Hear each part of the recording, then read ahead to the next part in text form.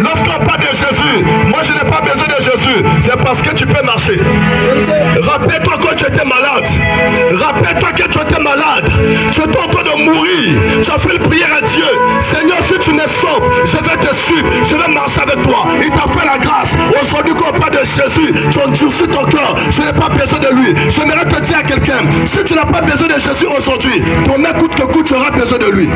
Il y a une situation de la vie qui va te coincer. Tu vas chercher Jésus. Lorsque les démons vont te poursuivre la nuit, lorsque les sorciers vont chercher ton âme, tu vas chercher Jésus. Un sorcier ne peut pas chasser un sorcier. Un féticheur ne peut pas chasser un féticheur. Parce que parmi les féticheurs, il y a toujours un féticheur qui est plus grand que l'autre féticheur. Parmi les marabouts, il y a toujours un marabout qui est plus grand qu'un marabout qu'avec les autres. Mais au-dessus de tout, la Bible déclare, la Bible déclare, la Bible déclare, la Bible déclare, la Bible déclare, Jésus-Christ, il a reçu le nom, il a reçu le nom qui est au-dessus de tout nom. Il a reçu le nom qui est au-dessus de tout nom. Je ne sais pas quel est le nom que tu as présenté. Je dis quel est le nom que tu as présenté. Ton problème est que tu refuses de parler. Jésus a reçu le nom qui est au-dessus de tout nom. Je ne sais pas qui est le plus gros féticheur de la Cypresse, qui est le plus grand sorcier de la Cypresse. Ça c'est pas mon problème. Mon problème est que j'ai quelqu'un qui est au-dessus de toi. Arrivé à un moment donné, nous devons parler. Nous devons parler. Jésus est puissant. Il est le tout puissant. Il a l'autorité. Il a la vie. Il a le sommeil. C'est Jésus. Ne te laisse pas blaguer.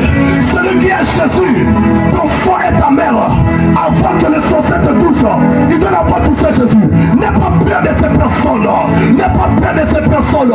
Jésus dit, n'aie pas peur des personnes qui peuvent toucher à la chair. S'il peut toucher à la chair, il n'y a pas de problème. Mais aie peur de la personne qui peut toucher à l'âme et l'esprit. Raison pour laquelle, bien aimé, même Lazare qui était mort, la mort a touché Lazare. La mort a touché Lazare. Son corps s'est décomposé pendant 4 jours. Lazare était dans le tombeau. Lazare s'est décomposé. Mais lorsque Jésus-Christ est arrivé et que Lazare était dans le tombeau, Jésus n'a pas cherché à voir la chair, mais Jésus a cherché à voir l'âme et l'esprit. Lorsque Jésus-Christ est venu, la question qu'il a posée, où avez-vous mis Lazare? Les gens ont dit, Lazare sont déjà, sa fille sont déjà, on n'a pas besoin. Il a dit, je n'ai pas besoin qu'on me dise qu'ils sont, parce que moi-même j'aime l'odeur de la pourriture.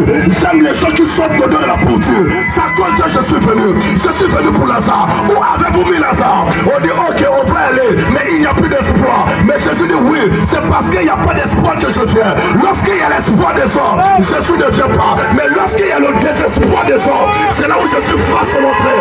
Nous sommes venus ce soir, pas pour te dire que tu as l'espoir. Les gens t'ont donné l'espoir. Les gens t'ont blagué. Tu es dans le désespoir. Mais ce matin, nous sommes venus pour t'apporter l'espoir. L'espoir vrai qui est caché en la personne de Jésus-Christ.